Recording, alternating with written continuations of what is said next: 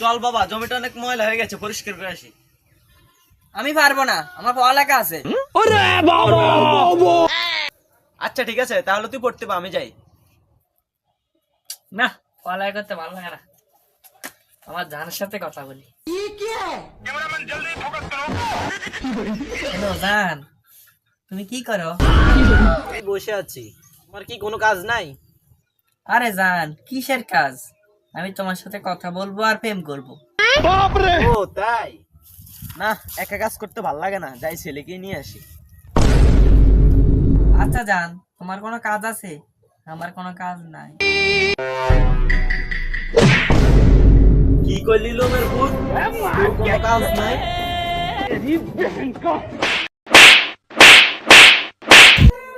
এই চল, জমির ভিতরে কাজ করতে চল, তোর কোনো পড়ালেখা লাগবে না। এই সুন্দরভাবে কাজ কর।